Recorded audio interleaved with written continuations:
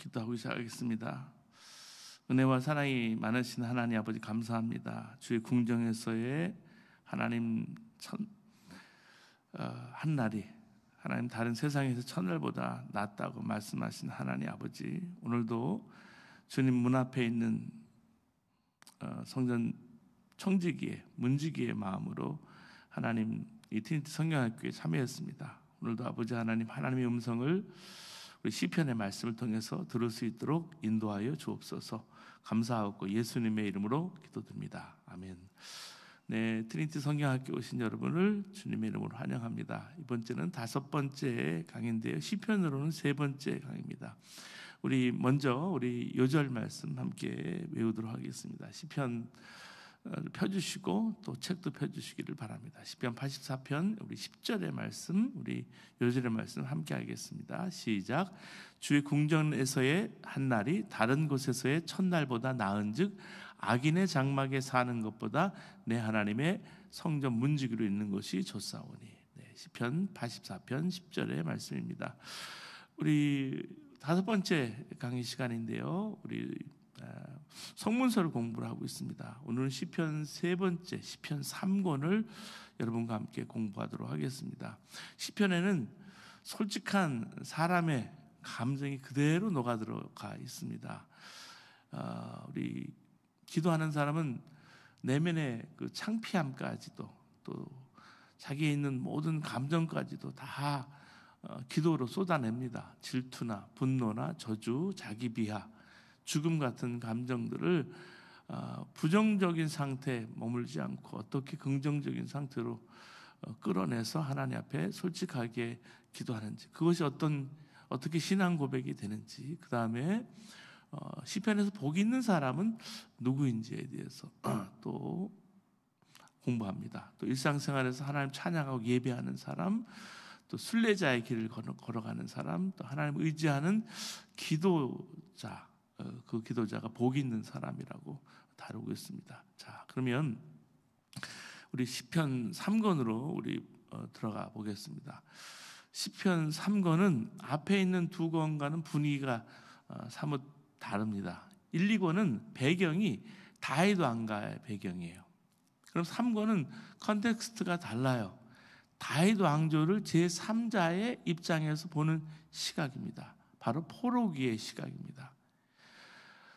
바벨론 포로기를 바탕으로 해서 왜 다윗 왕조가 무너졌는지 돌아보는 거예요. 전체를 검토해 보면 우리 총 17편 중에 아삽의 시가 11편, 고라 자손의 시가 4편, 사이스의 시가 1편이고 에스라인 에단의 마스길이 1편입니다.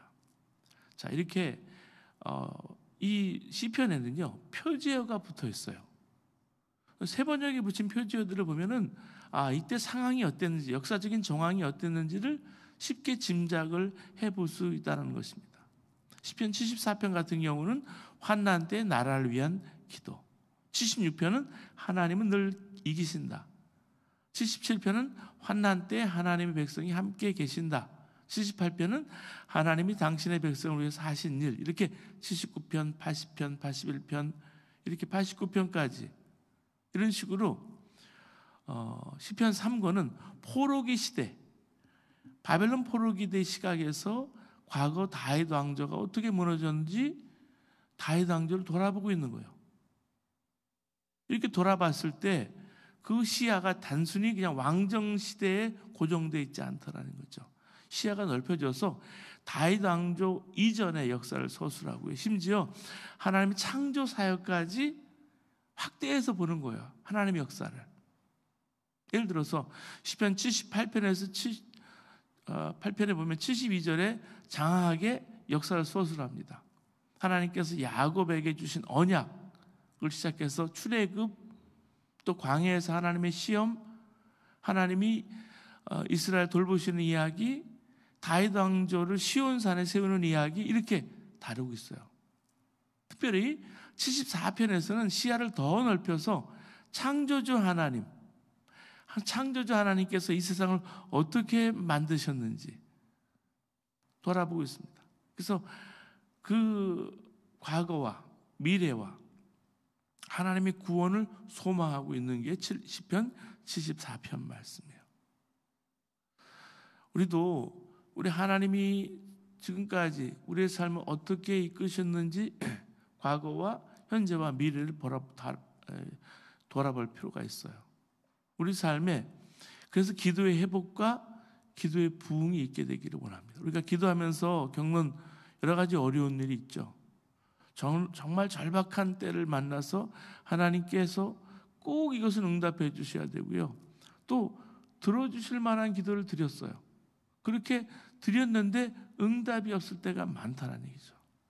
그때 어떻습니까? 깊은 좌절을 겪고요. 하나님에 대한 믿음이 흔들리기도 해요. 근데 결론부터 말씀드리면 우리가 기도를 포기하는 일은 있을지 몰라도 기도가 땅에 떨어지는 일은 없다는 거예요.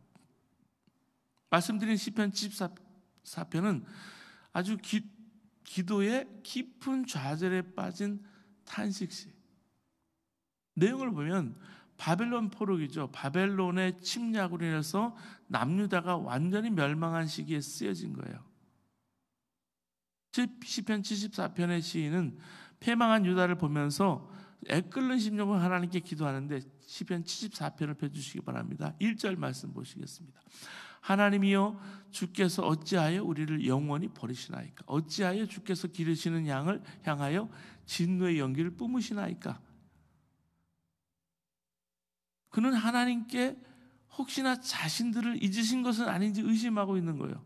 2절 말씀 보실까요? 옛적으로 얻으시고 속량하사 주의 기업의 지파로 삼으신 주의 회중을 기억하시며 주께서 계시던 시온산도 생각하소서. 바벨론 군인들이요, 하나님의 성전을 완전히 무너뜨리고 성전을 더럽히고 성전 한가운데 승전가를 부르는 모습을 본다는 것은 정말 끔찍한 일이었을 거예요.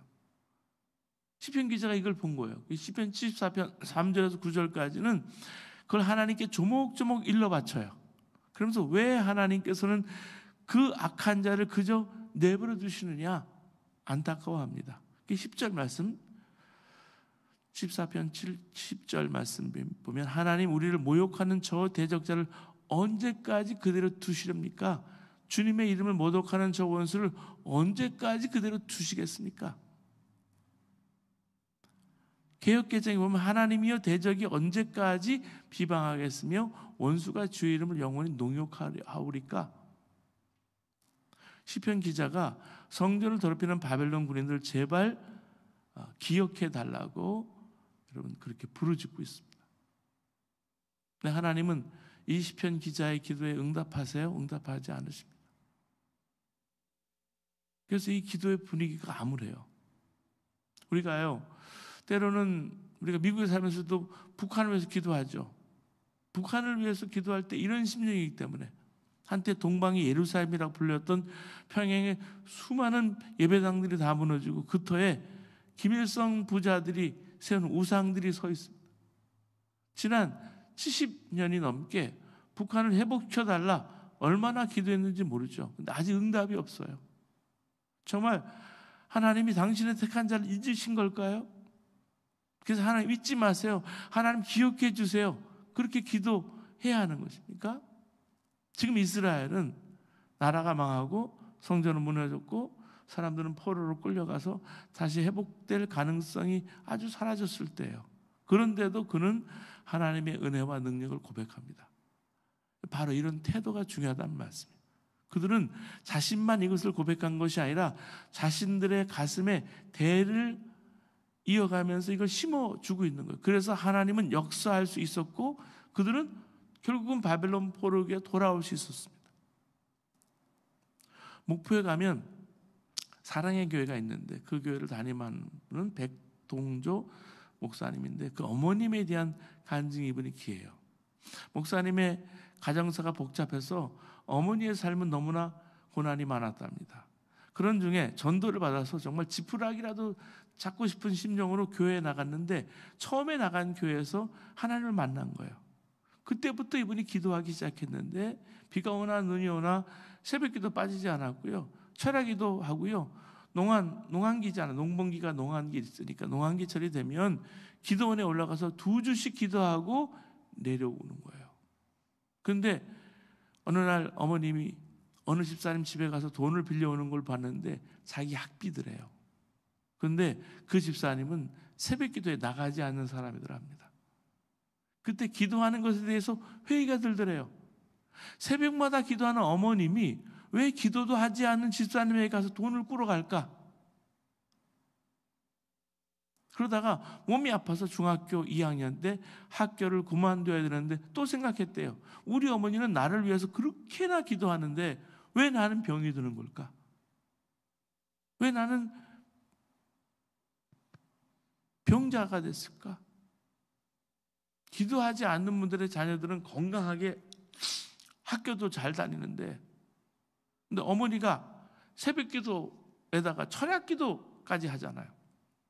그래서 물었대요. 엄마, 왜 기도하러 교회 가지 않으세요? 어머니가 응, 나 이제 집에서 기도하기로 했다 하시더래요. 힘없이 방으로 들어가는 걸 보고 통곡하고 울부짖었대요. 하나님, 아무개 집사가 기도해도 별거, 정말 그게 별겁니까? 내가 봐도 그렇습니다. 내가 봐도. 하나님, 누가 나를 보면 어떨까요? 나를 보면서 기도할 사람이 있을까요? 내가 기도해야 될 사람들을 기도도 못하게 교회 문을 정말 잠그고 있는 것 같더래요. 이제 남북 걸어서 기도도 못하겠습니다. 사람들이 어머니를 보니까 기도해도 아무 소용없다고 뒤에서 수덕거리는 말을 어머니가 그걸 들은 거죠.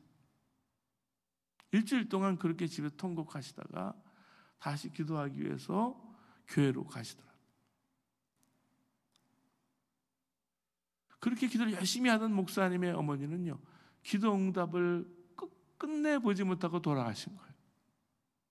그런데 목사님께서 이제야 깨달아지는 것이 있다라고 하는 거죠. 그리고 간증을 하는 거.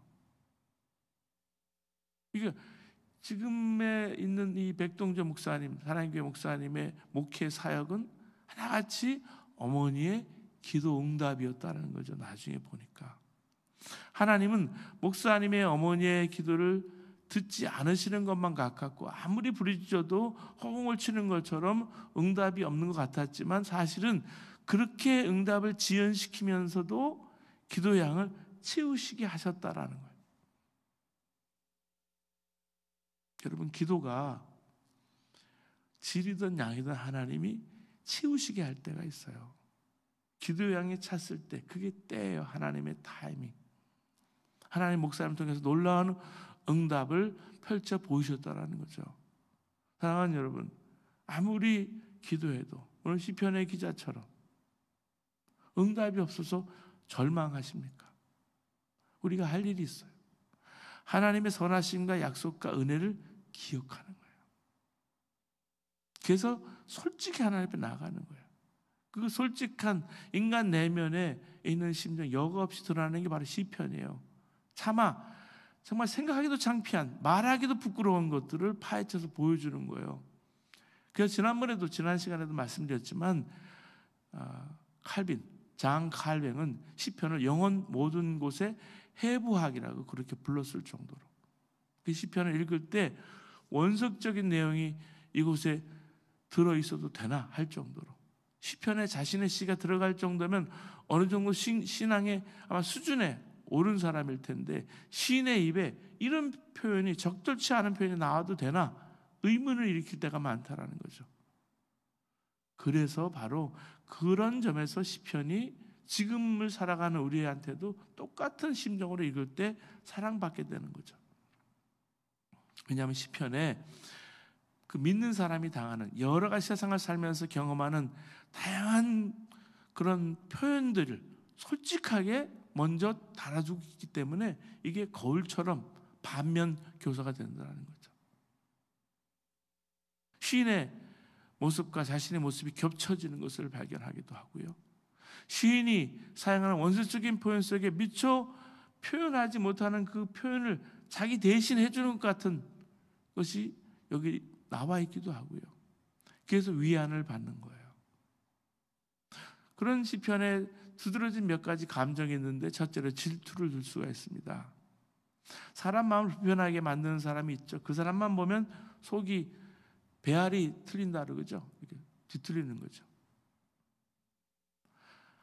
하는 일에 비해서 그 사람은 소득이 많고 먹고 싶은 것도 많이 먹고 보기 좋게 살도 찌고 모든 면에서 풍족하고 건강한 사람이죠. 그 시편 73편 12절은 그걸 표현합니다. 볼지어다 이들은 악인들이라도 항상 평안하고 재물은 더욱 불어나는도다. 73편 7절에는 살찜으로 그들의 눈이 솟아나며 그들의 소득은 마음의 소원보다 많으며. 이 사람을 볼 때마다 야, 내가 이게 정직하게 살아서 내가 뭐 하나? 열심히 살아서 뭐 하나? 자기감이 든다는 거죠. 이때 느끼는 감정이 질투심이에요. 시인이 그 사람을 경멸하지만 마음속 깊은 곳에 자기 자신도 사실 그렇게 되고 싶은 마음이 간절하거든요. 욕하면서도 부럽다라는 거죠. 이런 부러운 감정이 시편 74편에는 그대로 표현되어 있다라는 말씀이에요. 우리가 살다 보면 하나님은 정말 살아계시구나 하는 걸 느낄 때마다 정말 저런 사람들 보면 어떻게 저렇게 잘 되지? 하나님은 안 계시는 것 같아. 그렇게 느낄 때가 훨씬 많다라는 거예요. 그래서 하나님 믿던 사람도 믿음을 저버리는 일이 생깁니다. 그런 시험, 그런 질투감을 느낄 때 그걸 겪은 사람이 쓴 시가 시편 73편이에요. 하나님은 마음이 정직한 사람과 마음이 정결한 사람에게 선을 베푸시는 분이건만 나는 그 확신을 잃고 넘어질 뻔했구나.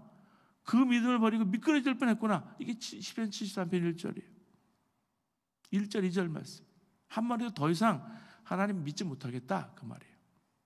하나님은 마음이 정직한 사람, 마음이 정결한 사람에게 선을 베푸시는 분인 줄 알았는데 선한 사람은 고통을 받고 악한 사람은 저렇게 형통하니까 이게 어떻게 된 일입니까?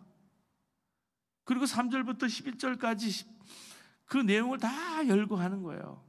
그리고 마무리 짓는 게 12절에 마무리를 짓는 거예요. 놀랍게도 그들은 모두가 악인인데도 신세가 언제나 편하고 재산은 늘어만 갑니다. 이렇다면 내가 깨끗한 마음으로 살아온 것과 내 손으로 죄를 짓지 않고 깨끗하게 살아온 것은 허사입니다. 물거품입니다. 이렇게 말하는 거예요. 네디 알콘이 쓴 악의 문제 바로 알기에 보면 하나님 문제라는 책에 바트 어먼이라는 사람이 한 말을 인용하고 있습니다. 고통의 문제는 오랫동안 나를 쫓아다녔다.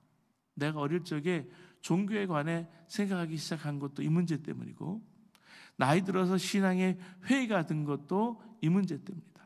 고통의 문제는 결국 내가 믿음을 버린 이유이기도 하다. 나는 인생의 대부분을 독실한 크리스찬으로 살았다. 고등학교에 들어간 후에 신앙 클럽에 들어간 다음에 거듭남을 경험했다. 거듭날 때 내 믿음이 한 단계 올라가는 것을 그런 느낌을 받았다. 신앙이 깊어진 나는 근본주의 성경대학인 시카고의 무디 대학교에 들어가서 목회 훈련도 받았다. 나는 휘튼 대학, 시카고에 있는 휘튼 대학에 들어가서 헬라어를 공부했다. 프린스턴 대학, 그 유명한 프린스턴 대학 신학 석사학위에 이어서 신학 박사학위를 받았다. 나는 기독교에 관한 중요한 자격들을 갖추었으며 뼛속까지 크리스찬이었다. 나중에 믿음을 잃기 전까지는 그랬다. 하지만 그러다가 믿음을 잃기 시작했다.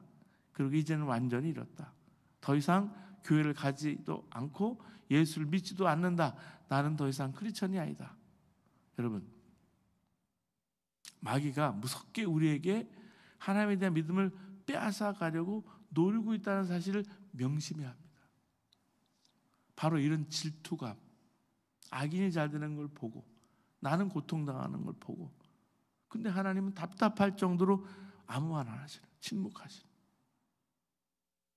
시편 73편 14절에 하나님, 주님께서는 온종일 나를 괴롭히셨으며 아침마다 나를 버렸습니다. 나도 그들처럼 살아야지 하고 말했다면 나는 주님의 자녀들을 배신한 일을 하였을 것입니다. 내가 이 얽힌 문제를 풀어보려고 깊이 생각해 보았으나 그것은 내가 풀기에는 너무나 어려운 문제였습니다. 그게 시편의 말씀. 시인이요. 의인이 고난받고 악인이 형통하는 그 보조를 위한 현실 전체에 대한 그 불만이 있지만 특히 그의 마음에 집중적으로 그를 괴롭히는 게 있는 거예요. 바로 악인의 형통함을 보고 질투가 나는 거예요.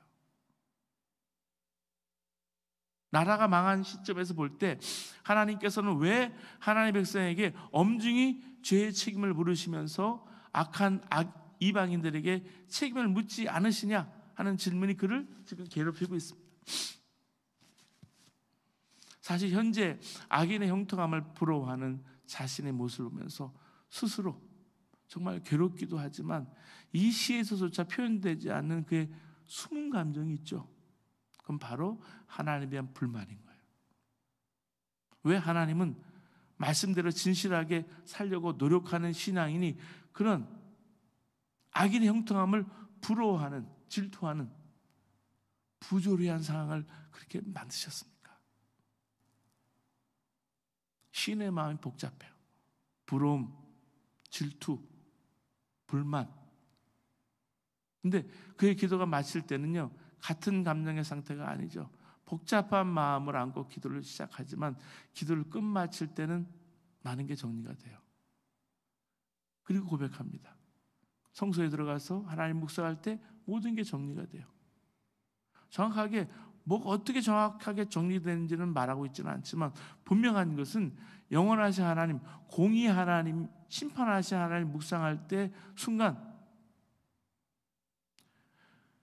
정말 미약한 자기 존재에 불과하지만 인생에게 종말의 때는 반드시 온다는 걸 깨닫게 됩니다.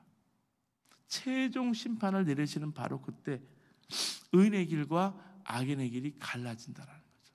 의인은 비록 이 세상에서 고난을 당해도 천국에서는 영생의 기쁨을 누리고요. 악인은 이 생에서 정말 형통한 삶을 사는 것을 보여도 영원히 멸망에 처하게 된다는 거예요. 그게 시편 73편 17절 말씀이에요. 그래서 여러분, 아무리 여러분의 믿음을 흔들어 놓을지라도 속단하지 마시기 바랍니다. 주 안에서 조금만 더 기다려야 합니다. 하나님께서 침묵하시는 것 같이 보일 때, 하나님께서 기다리기만 하시는 것처럼 보일 때 다 이유가 있는 것이고요. 상황이 아무리 절망적이라도 하나님 반드시 우리를 깨우쳐 주시기 때문에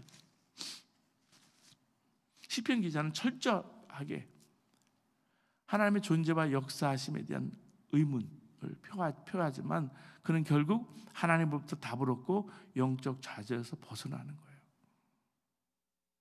마침내 하나님의 성소에 들어가서야 악한 자의 종말이 어떻게 되리라는 것을 깨닫는 게 17절 말씀. 그러니까 거기에 하나님의 성소에 들어가서라는 말이 여기 나오거든요. 거기 보세요. 이거는 하나님의 말씀을 읽었다는 말이고요, 기도했다는 말이에요. 여러분, 도저히 하나님의 역사를 이해할 수 없을 때 우리가 할 일은 더욱더 하나님 말씀 읽기를 힘쓰고 기도하면서 하나님 바라보고 하나님께 귀를 기울이는 거예요. 그럼 반드시 답을 얻습니다. 영원하신 하나님께서 임재하시는 성소에 들어가는 이유는 이미 인생의 모든 문제가 해결돼서 영원히 평안함이 아니라 오히려 악인의 형통함을 부러워하는 그 질투감, 그 절망감, 그 슬픈 현실로 인해서 고뇌하기 때문에 하나님의 성소에 들어가서 하나님 앞에 섭니다. 세상이 이해되지 않을 때, 그래서 온갖 복잡한 마음의 짐으로 눌릴 때 하나님께 기도하면 여러분 모든 것을 정리해 주십니다. 그리고 두 번째 감정이 있습니다. 분노하는 것, 그리고 저주하는 것. 요즘을 살아가는 우리에게는 거슬리는 시편 구절들이 있습니다. 바로 원수에 대한 분노, 저주. 시편 83편을 보면은요, 그런 부정적인 감정이 반복해서 나옵니다. 하나님과 친밀한 교제 안에 있는 신앙인이 이런 기도를 해도 되는가 하는 의문이 생기게 되죠. 주는 미디안에게 행하신 것 같이, 기손신의 시스라와 야베능에 행하신 것 같이 그들에게도 행하소서. 그들은 엔돌에서 배망하며 땅에 거름이 되었나이다. 시편 83편 9절 10절이에요. 여기 보면 미디안인과 시스라와 야빈의 입이 나옵니다. 사사기에 나온 특정 사건이 배경입니다. 미디안 군대가 어떻게 망했습니까? 패했습니까? 기드온의 300용사가 기습작전으로 했을 때 전멸당했죠. 시스라와 야빈이 어떻게 됐습니까? 하소랑 야빈의 장군이었던 시스라는 바락과 드보라에 의해서 군대가 전멸당하니까 걸어서 야엘이라는 여인의 장막으로 도망가죠. 그러나 그가 잠드니까 야엘이 와서 여기 관자놀이를 말뚝을 박아서 그를 잔인하게 죽이는 게 사사기 4장이에요. 이렇게 기드온 시대에 하나님의 백성을 공격하는 원수가 모두 패방해서 땅에 거름이 되었는데, 현재 시인을 괴롭히는 원수도 똑같은 운명을 당하게 해달라 그렇게 기도하고 있는 거예요. 시편 84편을 보세요. 이렇게 시작해요. 하나님, 묵묵히 계시지 마십시오. 침묵을 지키지 마십시오. 조용히 계시지 마십시오. 오 하나님. 세 번역이 이렇게 얘기하고 있어요. 형편도 말할 수 없지만 하나님께 섭섭한 거예요. 하나님께 원망이 생긴 거예요. 지금 이스라엘은 매우 어려운 저주에 빠져 있습니다. 주변 국가뿐만 아니라 아수르까지 10절 말씀 보면 나라가 이스라엘 치려고 동맹을 맺었습니다. 이런 상황에서 시편 기자가 하나님께 고통스러운 기도를 올려드리는 거예요. 하나님께 이전 광야에서나 가나안 땅을 정복할 때처럼 자신들을 도와달라, 구원해달라 기도하는 게 여러분 9절 또 11절 말씀이에요. 이렇게 기도는 하지만 믿음이 흔들리고 있어요. 여러분, 우리 인생에도요 이런 어두운 밤이 온다라는 것 알아야 합니다. 죄에 넘어지고 믿었던 사람에게 배신당하고 주위 사람들에게 거부당하고 멸시받고 실패하고 수치를 겪고 가난해지고 연약해지고 내동댕이 쳐지고 사방으로 우겨쌈을 당하면서 하나님조차 버림받은 것 같은, 하나님조차 나를 버린 것 같은 그런 어두운 밤이 인생에 온다라는 거예요. 이 어두운 밤을 그대로 나타내고 기도하고 있는 게 시편이에요. 이 내용도 비슷해요. 시편 83편 11절 12절도 보시면 오렙과 스웹은 기드온이 죽인 미디안의 군대 장관들이었습니다. 그들의 죽음도 역시 처참해요. 오렙은 바위에서 죽었고요, 스웹은 포도주 틀에서 죽습니다. 사사기 7장 25절 보면 세바와 살문나는 미디안의 왕이었는데 역시 기드온에 의해서 군대가 절면당한 후에 나중에 처형당합니다. 이 시인이 하나님의 백성을 공격하는 사람들이 기드온 때처럼 그렇게 처참하게 처형되도록 그렇게 해달라 기도하고 있는 거예요. 이렇게 원수의 명망을 구하는 거예요. 마지막까지 반복하면서 여러 비유를 통해서 확장시킵니다. 시편 83편 13절 18절에도 보면, 시편 전체를 읽어보면 이런 식으로 원수에게 저주를 퍼붓는 시가 상당히 많습니다. 몇 군데를 소개하면요, 시편 55편 9절, 또 시편 55편 12절 15절, 시편 58편 6절에서 8절, 또 시편 109편 6절에서 15절, 시편 137편에 가면 이런 저주의 분위기가 최고조에 다다릅니다. 클라이막스에 이르러요. 감정의 표출과 표현의 강도에서 우리가 생각하는 예상치를 훌쩍 뛰어넘어요. 자, 바벨론의 포로로 잡혀간 유대인이 바벨론 강가, 그발 강가에 앉아서 시온을 생각하면서 울고 있을 때 바벨론 상관들이 나타나서 그들에게 수금을 타면서 고향 노래를 불러보라고 하는 그런 상황, 배경을 만듭니다.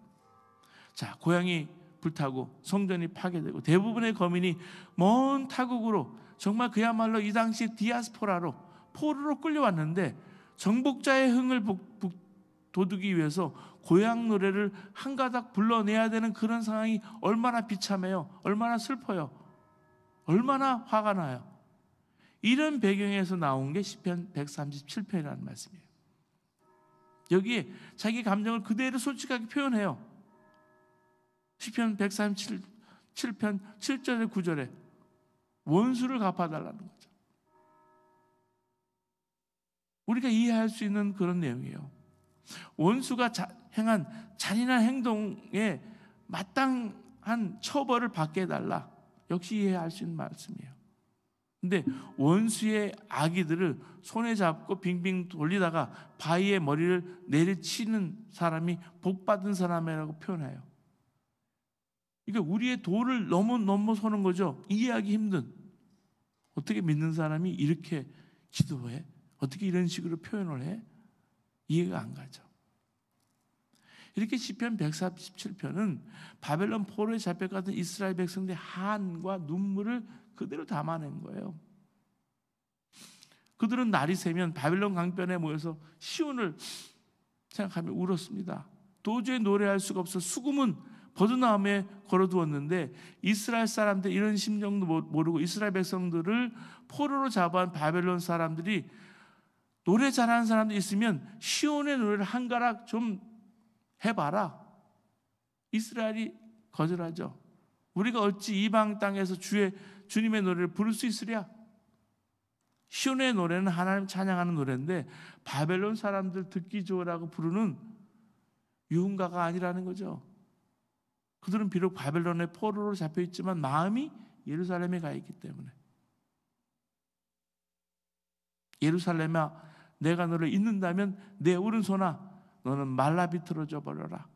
내가 너를 기억하지 않는다면 내가 너 예루살렘을 내가 가장 기뻐하는 것보다 더 기뻐하지 않는다면 내 혀야 너는 내 입천장에 붙어버려라. 그게 시편 137편의 5절 6절 말씀이에요. 이 구절이 가슴을 쳐요. 나가라가 망하고 이방 나라의 포로로 잡힌 이스라엘 백성들의 심정이 어땠는지를 그대로 표현합니다.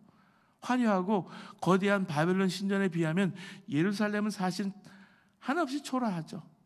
그런데 그들은 하나님의 임재를 상징하는 성전이 있는 그 예루살렘 시온을 잊어버릴 수가 없는 거예요. 아니 바벨론에서 즐거움을 누리자고 예루살렘을 정말 잃어버린 일이 생긴다면 손이 말라비틀어지고 말 못하는 자가 됐으면 좋겠다. 혀가 입천장에 붙었으면 좋겠다 그 말이에요. 단호한 마음이죠.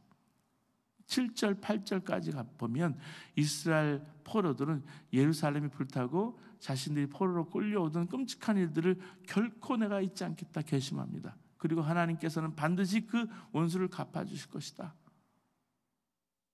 이 시편 137편은 우리에게 어떤 마음으로 세상을 살아가야 하는지를 깨우쳐주고 있습니다.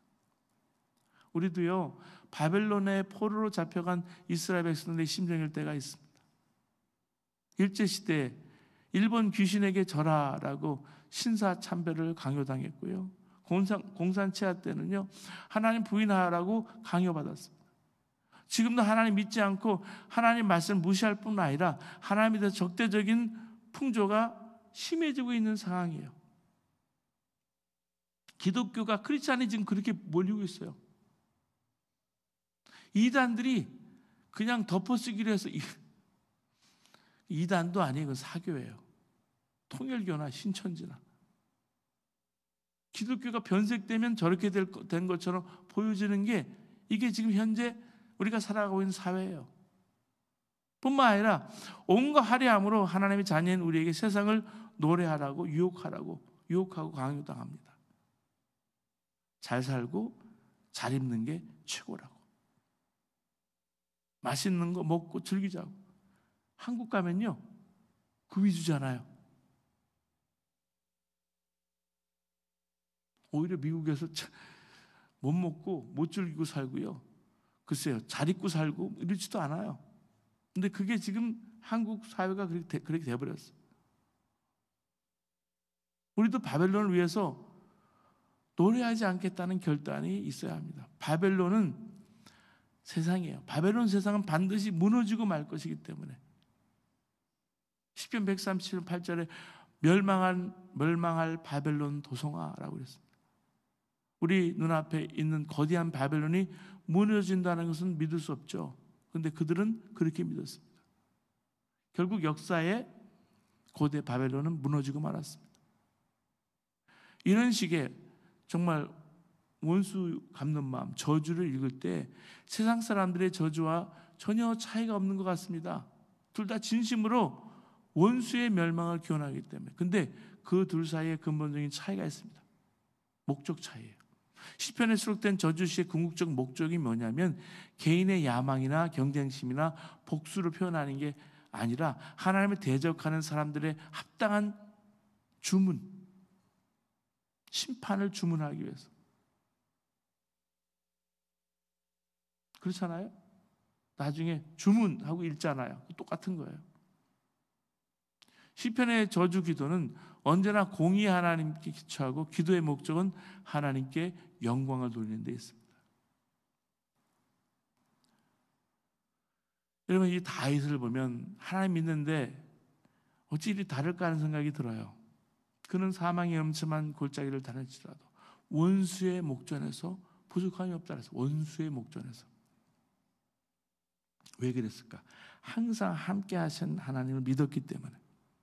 주께서 나와 함께 하심이라 내 평생의 선하심과 인자하심이 반드시 나를 따르리니. 이 다윗의 믿음이 정말 영혼의 밤, 절망의 밤을 거친 사람의 믿음인 거예요. 우리가 영혼의 밤을 겪으면서 지나면서 하나님이 함께 하시는 걸 알고 나면 환경이 좋고 나쁜 게 문제가 되지 않는다는 말씀이에요.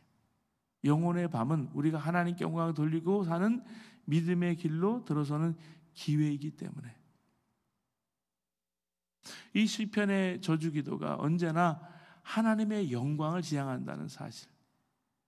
이것은 이방인들은 마법에 의지하지만 유대인들은 하나님의 정의에 의지한다는 것, 실제적인 차이를 여기서 보여주고 연결을 시키고 있습니다. 시편의 저주문은 다릅니다. 마법과 전혀 상관이 없어요. 상대방이 저주받을 만한 죄를 짓지 않으려면 반드시 용한 저주를 퍼부어도 그에게는 어떤 저주도 임하지 않습니다. 시편의 저주문은 단순히 개인적인 복수의 표현이 아니라 하나님의 정의에 기초하고 말씀드리지만 하나님의 영광을 지향하는 기도문이다. 이 사실을 꼭 기억하시기 바랍니다. 그리고 질투와 자기 원망, 저주 이렇게 들어간 뿐만 아니라 세 번째 자기 비하도 들어가 있어요. 창조주 앞에 자기를 바라보는 자기 이해가 거기에 담겨 있는 거예요. 인간은 흙에서 왔습니다. 하나님 창조하신 피조물이에요. 그 한계를 벗어날 수 없다라는 거죠. 이런 제한된 인간을 가장 잘 표현하고 있는 거예요. 한 뼘의 길이 같은 그런 인생, 그림자, 티끌, 저녁 아침에는 도단하고 저녁에는 시들어가는 풀, 순식간에 끝나는 인생, 수고와 슬픔, 내가 날아가나이다 이런 표현, 날아간다.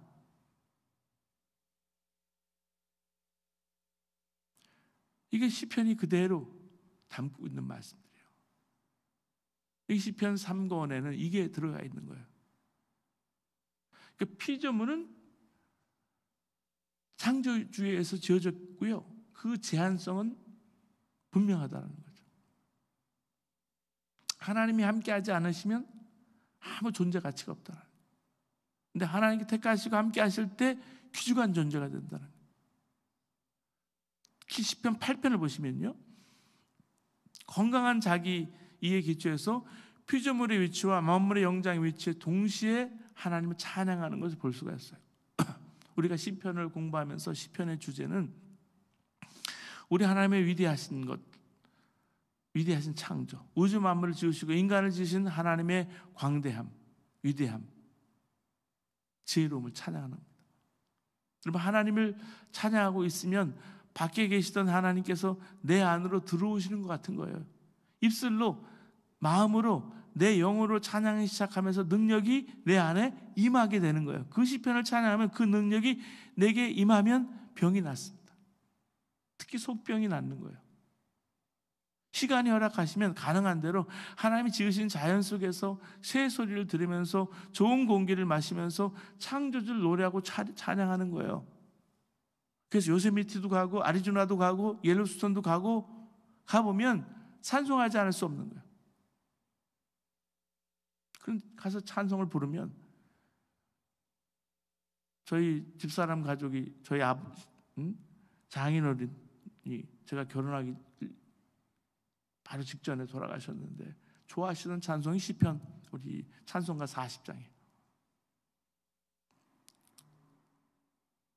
그걸 노래하는 거예요. 가면 그 노래가 저절로 나오죠.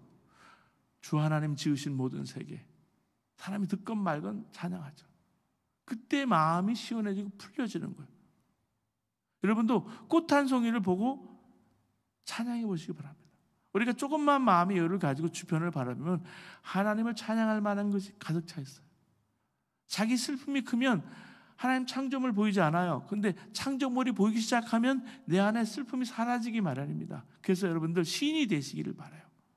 모두 시인이 되세요. 가끔 그런 얘기를 하잖아요. 가을 하늘은 사랑에 빠진 하나님의 얼굴. 이혜님의 시예요. 아, 이렇게 노래했구나. 가장 큰 하늘, 가장 높은 하늘은 그대 등 뒤에 있다. 신이 찬양, 아, 내가 등을 지고서는 하나님 바라볼 수 없구나. 아무도 없을 때 시편의 곡조를 넣어서 낭송을 해보면 그렇게 좋아요. 주의 손가락으로 만든 주의 하늘과 주의 뱃부를 주신 달과 별들을 내가 보면서 천재, 창조주, 위대하신 하나님, 인간이 얼마나 이 우주에 비해서 미약한 존재인지, 약한 존재인지, 보잘것없는 존재인지 느껴요. 위대하신 하나님의 창조를 보면 위대하신 하나님을 느끼면서 정말 상대적으로 인간의 부족함과 연약함, 어리석음을 느낀다는 거죠. 그래서 주의 손가락을 만든 주의 하늘과 주의 뱃볼을 주신 주의 달과 별들을 내가 보면서 자연스럽게 자기에게 돌아와요. 우주 만물을 주신 하나님께서 어찌 이렇게 부족한 나를, 사람이 무엇이간데 주께서 나를 생각하시며 인자가 무엇이간데 주께서 저를 권고하시나이까. 얼마나 놀랐습니까? 하나님 만나는 순간에 인간은 자기 연약함, 자기 부족함, 자기의 죄성을 보는 거예요. 이렇게 자기 연약함과 부족함과 죄성을 보는 순간에 마음이 가난해지고 겸손해지기 시작합니다. 인간 본연의 자세로 돌아와요. 오만한 모습에서 우주를 통치하시고 다스리시는 자가 하나님이 아니고 자기라고 생각했던 알렉산더나 시저나 네로나 진시황이나 이런 세상적인 영웅들은 자기가 하나님을 생각했어요. 자기가 신이라고 생각했어요. 인간이 하나님 위치에 올라갔어요. 바벨탑을 쌓는 거예요. 우리와 똑같아요. 사실 우리도 가만히 보면 쥐꼬리만한 지식 가지고 별것도 아니면서 왕같이 살려고 합니다. 상황이 다를 뿐이지. 시저나 알렉산더와 뭐가 다를 바가 있냐는 거죠. 사람이. 인간에게는 지배하고 싶은 욕망이 있습니다. 내가 최고라는 착각에 오만에 빠져 있습니다. 근데 한참 멀었죠. 이 엄청난 우주 만물 지신 하나님, 미물 같은 나에게 어떻게 이렇게 관심이 있습니까? 이걸 생각하니까 기가 막힌 거죠. 어찌 점과 같은 바다의 물방울 같은 인간에게 하나님이 관심을 가지시고 말씀도 하시고 자기 독생자 아들 예수 그리스도 십자가에 못 박히시면서까지 우리를 사랑하실까? 이걸 생각하니까 가슴이 벅차서 어쩔 줄 모르는 거예요. 그 이야기가 사람이 무엇이간데 주께서 저를 생각하시며 인자가 무엇이간데 주께서 저를 권고하시나이까. 5절에 보면 하나님 형상대로 지음받은 인간의 모습을 묵상해요. 여러분 그렇죠? 정말 아무것도 아닌 미물 같은 인간, 죄를 지을 수밖에 없는 인간, 어떤 때는 동물보다 못한 인간이지만 하나님 형상대로 지음받은 존재라는 사실을 시인이 다시 깨달은 거예요. 천사보다 조금 못하게 만드셨고 영화와 존귀로 관을 씌우셨나이다. 우리가 여기서 인간의 비참함과 인간의 위대함을 동시에 볼 수가 있어요. 이 시인이 하나님과 천지 만물을 보면서 위대하신 하나님, 광대하신 하나님, 지혜가 많으신 하나님, 지식이 많으신 하나님, 무한하신 하나님을 깊이 느끼면서 상대로 연약하고 유한하고 병들고 죽을 수밖에 없는 존재인 인간, 자기 자신을 보면서 하나님의 권고하심과 사랑에 놀라는 거예요. 그렇게 놀라다가 이 사람이 다시 하나님 형상으로 지음받은 본래 인간의 모습으로 돌아옵니다. 회복이 되는 거죠. 하나님은 얼마나 인간을 사랑하시기에 창조주의 꽃으로 우주 만물의 주인공으로 우주 만물을 다스리고 지배하기 위해서 인간을 만드셨습니까? 이렇게 돌아가요. 그 다음에 묵상하는 게 우주 만물을 다스리시는 지배자로 사람을 세워주시고 그 만물을 그 발 아래 복종하게 두셨다. 이걸 깨닫게 되는 거예요. 하나님 안에 있으면 이렇게 위대하고 아름답고 거룩하고 하나님과 교제할 수 있는 특권을 가진 사람이 사람이에요. 인간이에요. 인간은 순간적으로 마귀에게 붙잡히면 동물 이하의 존재가 될 수밖에 없고요. 하나님의 손에 붙잡히면 영광스러운 존재가 되는 거예요. 이걸 시편 기자가 노래한 거예요. 다른 거 적용할 필요가 없어요. 그 자체가 좋은 거예요. 이걸 생각하면 마음에 행복이 가득하는 거예요. 풍성해지는 거예요. 여러분 행복하시기 바랍니다. 시편 8편만 봐도 시편 144편을 보면 역시 인간의 이중적인 위치를 이해하면서 하나님을 찬양하는 영혼의 고백이 나옵니다. 여기 시편 144편 1절에서 4절 15절 말씀, 하나님 없는 사람은 헛것 지나가는 그림자에 불과하다. 근데 하나님께서 아시고 생각해 주는 사람은 복받은 사람인데 하나님께 사랑, 요새, 산성, 구원자, 방패가 되어주신다는 거예요. 다윗이 하나님을요, 나의 반석, 나의 요새, 나의 산성, 나의 구원자, 나의 방패, 나의 피난처라고 고백하고 있는 거예요. 시편 144편 1절 2절에 보면 이 표현은 다 전쟁터에서 하나님을 만난 다윗의 고백이에요.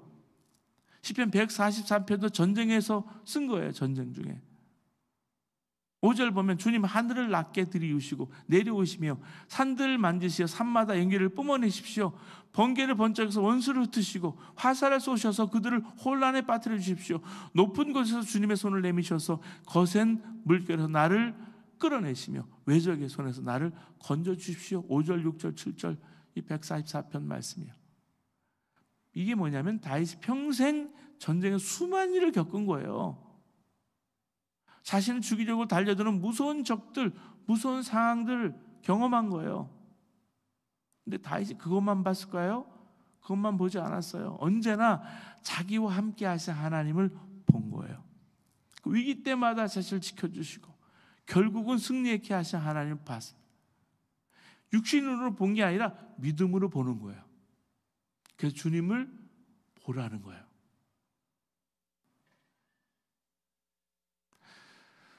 인간의 제한된 위치에서 나는 하나님이 지으신 인간이구나를 깨닫고 하나님 앞에 겸손하게 행하는 것, 이게 우리의 태도입니다. 그러면서 시편은요, 자신을 짐승으로 부르고 지나치게 자신을 낮추는 게 여기 나와요. 시편 73편 22절 23절, 시편 49편 12절, 또 한 걸음 더 나가서 짐승만 아니라 벌레라고 부르는 게 시편 22편 6절에 나오죠. 나는 벌레요 사람이 아니라 사람의 비방거리요 백성의 조롱거리다. 자, 만물의 영장인 하나님, 영장으로 창조된 사람,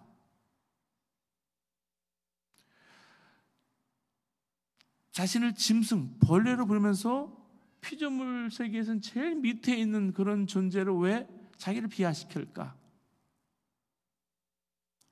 하나님의 은혜가 떠난 사람 혹은 하나님의 은혜 안에 있지 않은 사람은 정말 짐승과 벌레와 다름이 없다라고 생각하는 거예요. 반면에 아무리 그래도 그렇지 그런 식으로 자신을 비하하는 것은 정말 사람을 만물의 영장 창조한 하나님 모욕하는 거 아닌가? 사람들 사이에 이런 생각의 차이가 극명하게 드러나죠. 찬송가 가사도 마찬가지예요. 아이작 와츠는 웬 말인가 날 위하여, 우리 그 찬양 있죠. 웬 말인가 날 위하여 1절 보면 웬 말인가 날 위하여 주 돌아가셨나, 이 벌레 같은 날 위해 큰 애 받으셨나, 이렇게 되어 있는데 많은 사람들이 이게 너무 지나치지 않은가, 이 가사가 충격을 받기도 하죠. 근데 와츠가 그 특정 단어를 사용할 때 아무 생각 없이 썼을까? 아니라는 거죠. 의도적으로 쓴 거예요. 벌레라는 단어가 시편에 worm이라고 단어가 나오기도 하지만 그것이 자신이 실제로 깨달은 것이었기 때문에 그렇게 찬송시를 썼어요.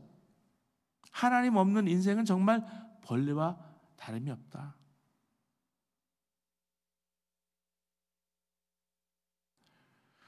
사실 자신이 벌레인 것을 깨닫지 못하는 사람은 하나님 은혜를 받을 정도로 약하고 다른 사람들에게 은혜를 베푸는 정도로 약하다는 거죠.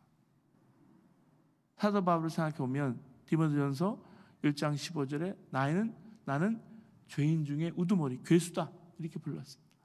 왜 그런 표현을 썼을까? 건강하지 못한 자기 비하 평가할까?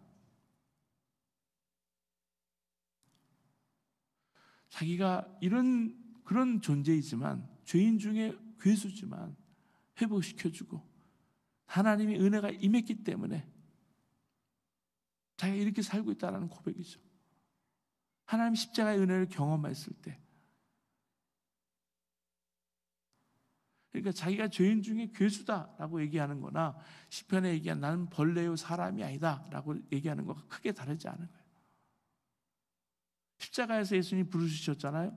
엘리 엘리 라마 사박다니 나의 하나님 어찌해서 나를 버리십니까? 이게 시편 22편 1절의 인용이에요.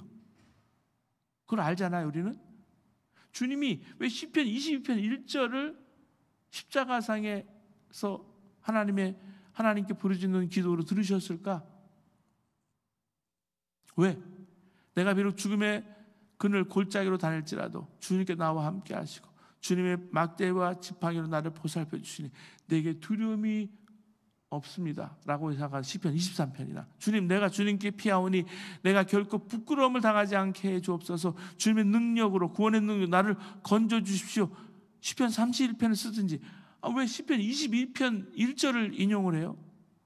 사람의 몸을 죽일 수 있는 이들을 두려워하지 말고 그 영혼을 지옥에 던질 수 있는 이를 두려워하라고 하시던 주님이 아닙니까?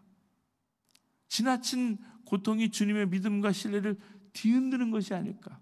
그래서 주님은 영혼의 평안이 아니라 환난에 휩쓸리고 있는 것이 아닐까?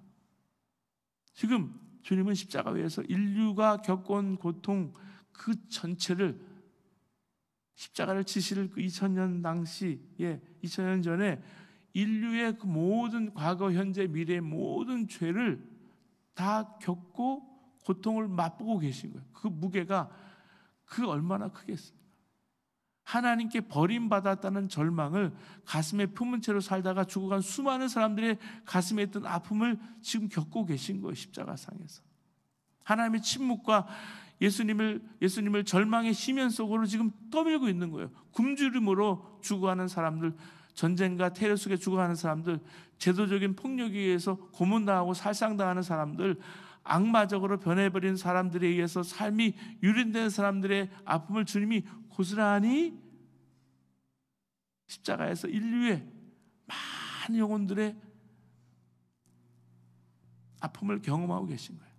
온종일 불러도 대답하지 않으시고 밤새도록 불러도 모른 채 하시는 하나님을 위해서 절망한 사람들을 나는 사람도 아닌 벌레요 사람들의 비방거리요 백성의 모욕거리일 뿐이라고 탄식하는 사람들의 조롱과 분정거림 그런 마음 상한 마음들의 마음자리에 주님이 지금 서 계신 거예요. 그렇기에 나의 하나님 어찌하여서 나를 버리십니까? 나는 벌레요 사람이 아니다. 사람이 아니잖아요. 발가벗겨서 햇볕에서 피와 물을 다 쏟아내고 말라 비틀어 죽는 게 벌레예요. 십자가에 달린 모습이 벌레 같다라는 거죠. 사람들이 조롱거리가 되고 그게 시편 22편을 그대로 얘기하고 있고 십자가상에서 당하는 고통을 그대로 체험하신 거예요. 고난받은 하나님만이 우리를 도우실 수가 있다는 말씀이에요. 이렇게 시편이 자기 비하를 했는데 이 표현이 지나칠까? 이 솔직한 거죠. 그 감정을 그대로 느끼고 있는 거예요. 구원의 갈망 그대로 우리가 느끼고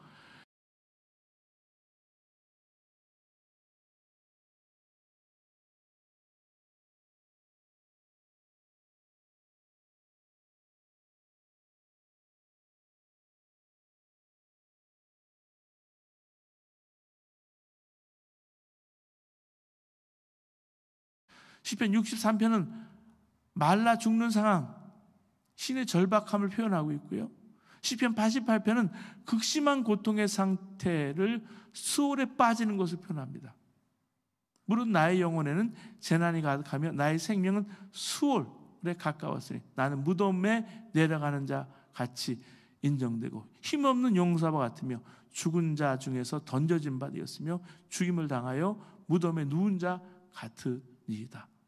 주께서 그들을 다시 기억하지 아니하시니 그들은 주의 손에서 끊어진 자니이다. 주께서 나를 깊은 웅덩이와 어둡고 음침한 고대에 두셨으며 주의 노가 나를 심히 누르시고 주의 모든 파도가 나를 괴롭게 하셨나이다.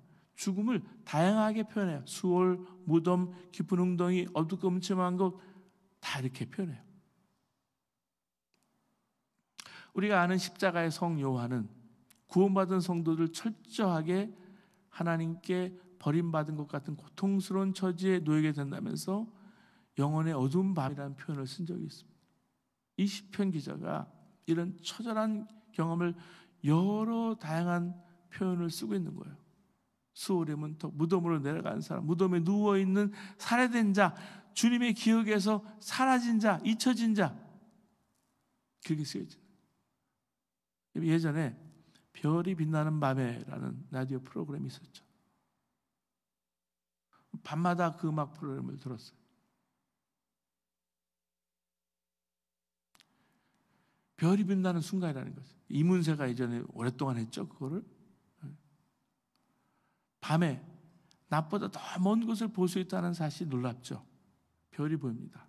깨닫고 보면 고난인 거죠. 그 밤, 고난이 말할 수 없는 복된 기간, 별이 빛나는 밤. 무슨 별입니까? 예수 그리스도십니다.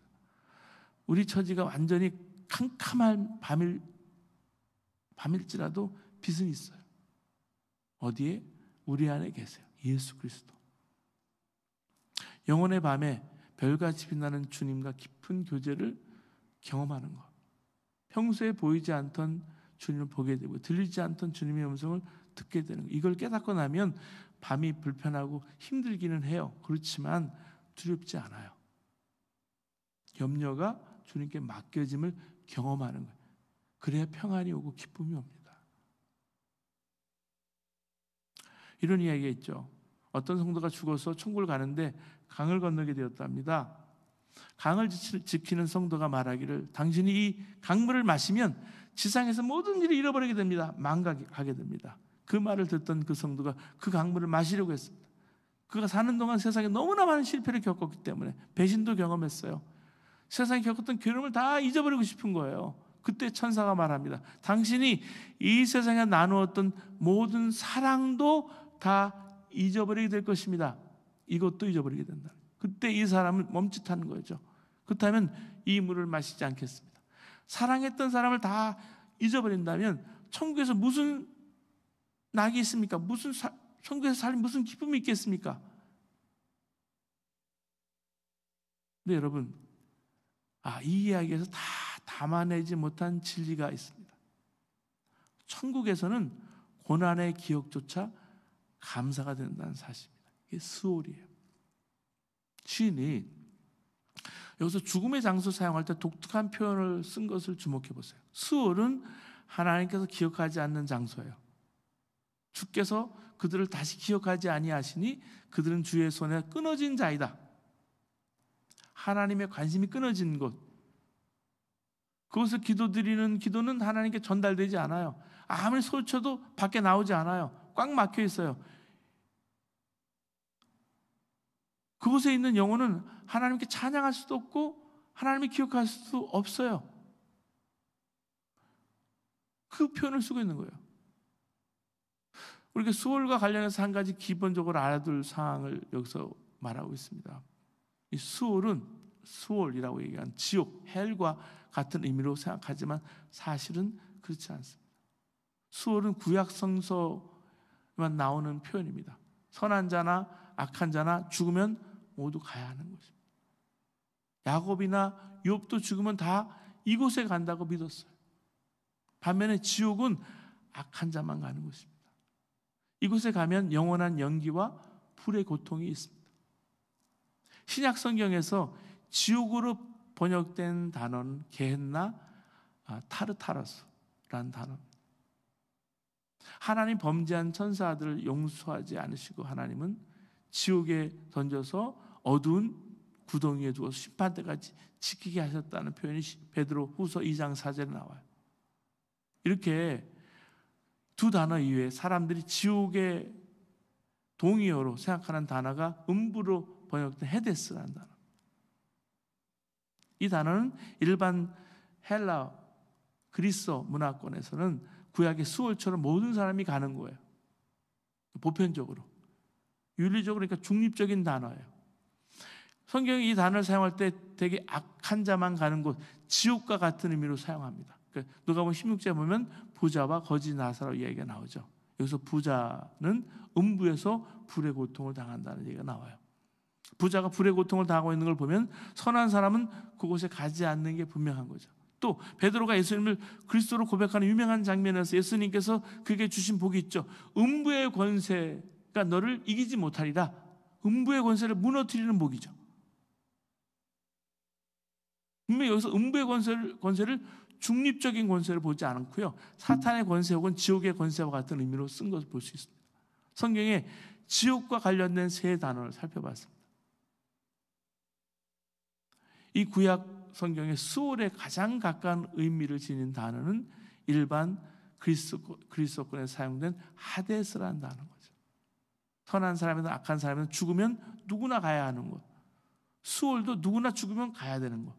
따라서 그것을 죄인이나 불이 고통과 연결해서 이해하면 안 된다는 말씀이에요. 수월의 핵심은 사탄이나 죽음이나 불이 아니라 하나님께 철저히 잊혀진 바로 보편적인 그 장소, 하나님의 기억이 끊어진 곳, 부르짖어도 소용이 없는 곳. 그런데도 불구하고 자신이 수월에 떨어졌다고 혹은 가까이 왔다고 느끼는 사람은 하나님께 부르짖어 기도할 수밖에 없죠. 다른 대안이 없기 때문에. 시편 130편이 바로 그런 절박한 심정에서 그렇게 하나님께 기도한 것. 깊은 곳, 수월과 거의 같은 의미로 쓰여졌다는 말씀. 시편 130편. 이 수월과 같은 영혼의 절망에 잊혀진 사람, 그 영혼의 갈망을 가진 자의 표현이에요. 그래서 1절을 보면 깊은 물속에서 주님을 불렀다 그랬고 2절에 보면 애원하는 소리에 귀를 기울여 주십시오 그렇게 기도했습니다. 여러분, 깊은 물속에 빠져들어가서 살려달라고 애원하는 심정이 어떨지 짐작이 가세요? 이 영혼의 갈망이에요. 여러분, 깊은 물속에 빠져가는 사람이 구원을 갈망하는 마음으로 주님의 인도하심을 구하는 거예요. 그 갈망으로 성경을 읽고요, 주님을 바라보라는 말씀이에요. 그러면 주님을 향한 갈망이 더 커져가는 거예요. 부흥이 여기서 와요. 그리고 누가 나 주님을 갈망하면 공경에 빠져 건짐을 받고 주님의 인도함을 받는 거예요. 그래서 정말 수월해서 깊은 곳에서 내가 창자가 끊어질 것 같은 그런 아픔과 절망에서 하나님께 기도하는 것, 부르짖는 것. 내가 이렇게 바랍니다. 기다립니다. 수월해서 이렇게 기도합니다. 아무도 내 사정을 모른다고 느낄 때, 심지어 하나님도 내 고통을 신경 쓰지 않고 나를 완전히 잊으셨다고 이렇게 느낄 때 우리가 죽음의 고통을 느끼죠.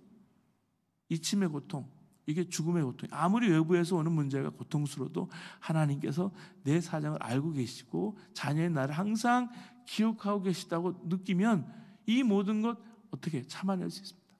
근데 하나님이 나를 완전히 잊어버렸다고 느낄 때 내가 영혼의 죽음, 그걸 경험합니다. 절망합니다. 그 시편 77편 7절 9절도 그 말씀이에요. 근데 하나님은 절대 우리를 잊지 않으십니다. 수월에 빠져서 하나님을 잊어도 하나님은 우리를 잊지 않으신다.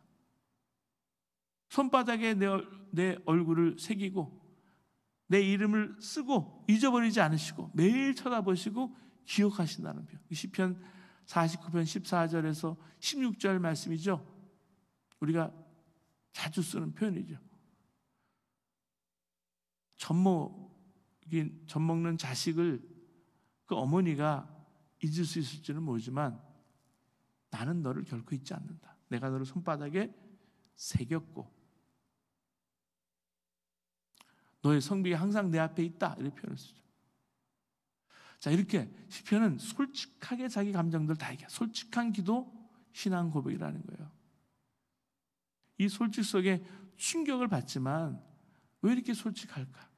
하나님과 친밀한 신뢰의 관계가 형성이 되었기 때문입니다. 100% 신뢰하는 사람에게 솔직할 수 있죠. 속마음까지 다 털어놔도 그 사람에게는 전혀 문제가 되지 않죠. 나를 진정으로 이해하고 사랑하기 때문에 내가 솔직하게 얘기할 때 돌봐줄 수 있고 도와줄 수 있기 때문에. 그러니까 이 시인의 솔직함이 결국은 하나님께 해답이 있다는 고백이에요. 그러니까 해답이 있으니까 수월에 갇힌 절망적인 상황에서도 하나님을 의지하고 기도하는 거죠. 목에 물이 차오르는 빠져 죽을 것 같은 상황에서도 하나님께 구해달라고 기도하는 거죠. 그 모습이 나옵니다. 그리고 시편은요, 복 있는 사람이 무엇인지, 시편 1편, 2편이 우리 정말 모든 것에 서문으로 본다면 시편 이제 84편 같은 경우에는 그 복 있는 사람이 뭔지 구체적으로 더 얘기를 해요. 상세하게. 서두에는 복 있는 사람이 여호와를 경외하며 율법을 즐거워하고 주야로 묵상하는 사람이다. 율법대로 온전히 사는 사람이다. 여호와를 찾고 의지하고 그분께 소망을 두는 사람이다.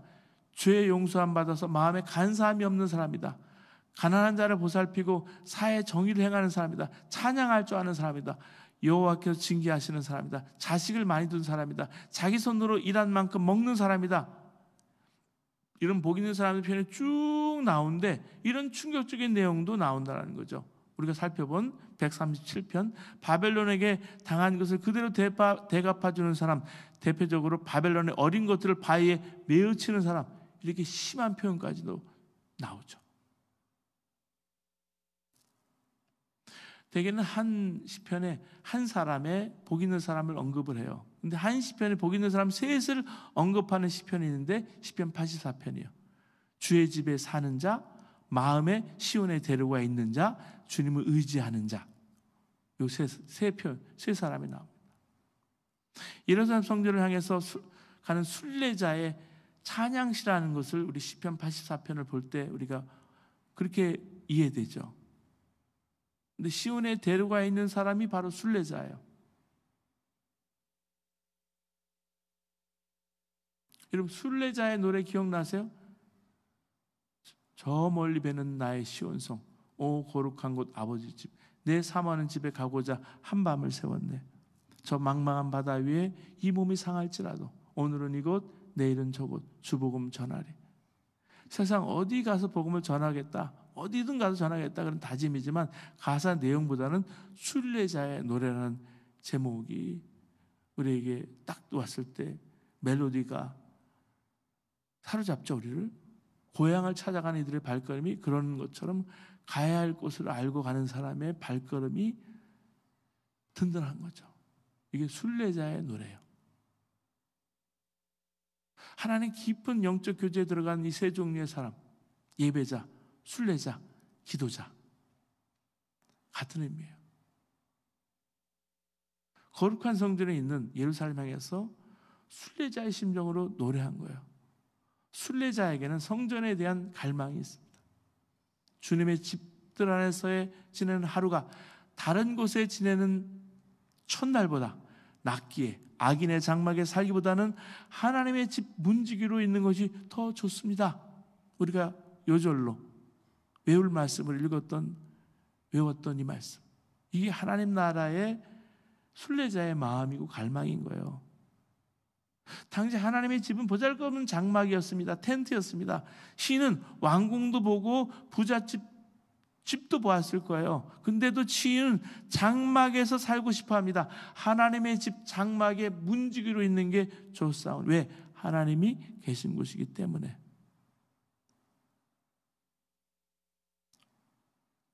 만군의 주님, 주님이 계신 곳이 얼마나 사랑스러운지, 내 영혼이 주님의 궁전뜰을 그리워하고 사모합니다. 내 마음도 이 몸도 살아계신 하나님께 기쁨의 노래를 부릅니다. 주님의 집에 사는 사람 복됩니다. 그들은 영원토록 주님을 찬양합니다. 셀라, 이렇게 나오죠. 그 마음이 뭐예요? 시온의 대로입니다. 우리가 트리니티 성경학교를 하면서 이런 마음에 시온의 대로가 있는지 한번 질문해 보세요. 내 마음에는 이런 시온의 대로가 있는가? 오늘도 주어진 삶의 길을 우리는 갑니다. 근데 마음이 중요해요. 그 마음에 시온의 대로가 있음을 느낄 때 행복해지는 거예요. 이 가을에 행복하시기 바랍니다. 그 순례자는 예배하는 사람입니다. 1절에 우리 4절에 보면 시편 84편 4절에 주의 집에 사는 자들은 복이 있나니 그들이 항상 주를 찬송하리이다. 복이 있는 이유는요, 그 복이 있는 사람이 지금 찬양하고 예배하기 때문이에요. 예배하는 자가 다시 말해서 복이 있다라는 말씀이에요.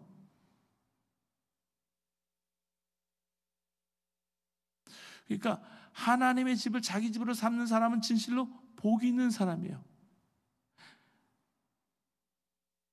여러분, 새해의 보금자리도 정말 그 집이잖아요. 당연히 사람의 집은 어떨까요? 하나님의 집이 새해 보금자리가 되는데 나는 왜 그렇지 못할까? 하나님의 집을 자기 집으로 삼는 사람은 복이 있다. 어려서는 어머니가 계신 곳이 집이죠. 결혼해서는 아내가 있는 곳이 집이죠. 순례자가 사모하는 성전이 어디입니까? 하나님이 계신 곳이 성전이에요. 시편 기자는요, 시온산에 성전이 있습니다. 근데 예수님을 믿는 우리에게는 우리 자신이 성전이 됐어요. 예수님이 계신 곳. 주님이 우리 안에 거하시기 때문에 이 복음이 우리를 구원하며 이걸 믿는 사람에게 영생이 있는 거예요. 예배 장소가 어떤 곳입니까? 옷 잘 차려입고 일주일에 한 번 찾아오는 곳, 사람들에게 좋은 모습 보여주면 되는 곳, 아니면 내가 매일 들어가 사는 집일까? 예배의 장소가 자기 집인 사람은 복이 있다. 물론 여기서 예배의 장소는 예배당만을 의미하지 않습니다. 당연히 교회가 가장 중요한 예배 장소지만은 지극히 개인적인 삶의 영역도 자기 예배의 장소가 되어야 한다는 말씀. 예배의 장소에는 우리는 하나님을 만나죠. 거기서 하나님 찬양합니다. 개인적인 삶의 장소가 예배의 장소가 되면 어떤 일이 벌어집니까? 어떤 곳이든 하나님을 만나고 찬양하고 예배해요. 집에서나 상점에서나 회사에서나 학교에서나 수영장에서나 놀이터에서나 예배자의 삶을 삽니다. 나의 삶의 모든 곳에 하나님 나와 함께 하시는 집이 되는 거죠. 두 번째, 순례자예요. 5절 보세요. 시편 84편 5절에 주께 힘을 얻고 그 마음이 시온에 들어가 있는 자는 복이 있나이다. 순례자는 성전이 있는 시온을 향해 길을 가죠. 모든 관심이 시온의 하나님의 집으로 집중됩니다. 이런 영혼의 상태를 가진 시온의 대로가 쭉 뻗어 있다라고 표현하죠. 시온의 대로는요, 히브리 원문으로 보면 메실라입니다. 메실라. 쌓아 올린다는 뜻이 있어요. 시온의 대로, 쌓아 올린다. 이거는 자연적으로 난 길이 아니라 인공적으로 만든 길, 돌을 쌓아서 올리고 다져서 만든 길이라는 얘기. 시온의 대로는 우리식으로 말하면 포장도로, 페이브먼트, 이렇게 고속도로, 프리웨이가 있는 거예요. 마음의 시온의 대로도 그저 주어지는 게 아니란 말이에요. 다시 말하면 스스로 길을 만드는 거예요. 시온의 도로 생각만 하면 길이 뚫리는 게 아니에요. AI가 뚫어주는 게 아니에요. 그래서 사람마다 마음의 길이 다른 거예요. 예수 그리스도를 영접하면 누구나 마음의 길이 생깁니다. 이 복 있는 순례자의 시온의 도로에 걷는 모습이 6절 7절에 나오는데 그들이 눈물 골짜기로 지나갈 때 그곳에 많은 샘이 있을 것이며 이른 비가 복을 채워주나이다. 그들은 힘을 얻어서 나아가서 시온에서 하나님 앞에 나타나리이다.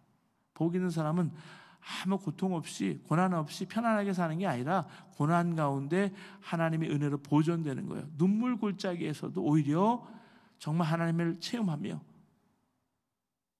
하나님의 능력을 경험하고 성공 골짜기로 지나가는 사람이라는 거예요. 하나님 성전을 향해서 나가는 순례자들이 순탄히 그래서 시온에 다다르는 게 아니에요. 눈물의 골짜기를 지나게 되면서 순례의 길을 포기할 위기도 수없이 만나지만 그때마다 하나님께 힘주셔서 다시 일어나는 거예요.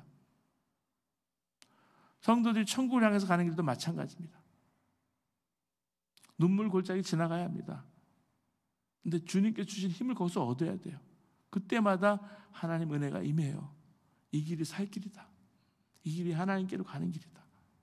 주님께서 계속해서 힘주시고 또 힘주시는, 여러분 하나님 나라 가는 시온의 그 대로에 하나님 힘주시고 하나님 함께 하시기를 바랍니다. 예수님께서 십자가의 길을 가면서 제자들에게 당부하신 내용이 이 내용이죠.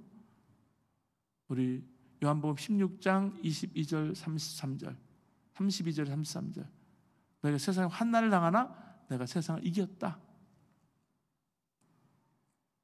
이게 순례에 성공하기 위해서는 올바른 신앙관이 필요합니다. 현재 눈물 골짜기에 있어도 지금 시온의 대로를 걷고 있다는 그 시각, 그걸 잃지 말라는 말씀이에요. 그리고 기도자입니다. 세 번째, 만군의 여호와의 주께 의지하는 자는 복이 있나이다. 시편 84편 12절 말씀이에요. 기도하는 사람이죠. 그렇기 때문에 우리가 하나님 기도하시고, 하나님은 당신 신뢰하는 이들의 기도를 들으시고 응답하십니다. 우리가 기도할 때 주님은 우리의 필요한 것을 주시기도 하시지만 당신 자신을 우리에게 주세요. 그때 우리는 환난과 신을 넉넉히 이겨냅니다. 바울이 환난 가운데 내가 자랑한다 그래서 환난은 인내를 낳고 인내는 연단을 낳고 연단은 소망을 낳는다. 믿는 이들에게 환난은 쓰라린 거지만 좌절로 끝나는 게 아니라 희망을 지향한다는 거죠. 주님이 영이 우리와 함께 하실 때 가능한, 이런 경험이 반복되면 우리도 시인처럼 말할 수 있는 거예요. 주님의 집들 안에 지내는 하루가 다른 곳에 지내는 천하보다 낫기 때문에 악인의 장막에 살기보다 하나님의 집 문지기로 있는 게 더 좋습니다. 주님의 뜰, 주님의 현존으로 이해하면 좋아요. 주님의 뜰, 비록 소박할지라도 주님을 모시고 살아가는 삶이 악인들과 어울리면서 호의호식하는 것보다 더 낫다. 믿음의 사람들 이 문제에 대해서 좀 단단해져야 한다는 말씀. 우리가 트리니티 말씀 여행을 시작하고 이 가을에 여러분과 함께 하고 있습니다. 우리 마음에 정말 중단 없는 순례가 시작이 됐고 주님과 함께 동행이 우리가 되었습니다. 가다가 넘어질 수도 있고 힘들 수도 있지만 다시 일어나는 거예요. 우리 곁에 있는 사람의 손을 붙잡아주고 다시 일어나서 함께 걷는 것, 그게 순례자예요. 오늘도 이번 순례자의 길을 여러분 걸어가신 여러분 되시고 주님 신뢰하는 사람에게 주어지는 복이 여러분 가운데 넘치시기를 여러분 주님의 이름으로 바랍니다. 기도하시겠습니다.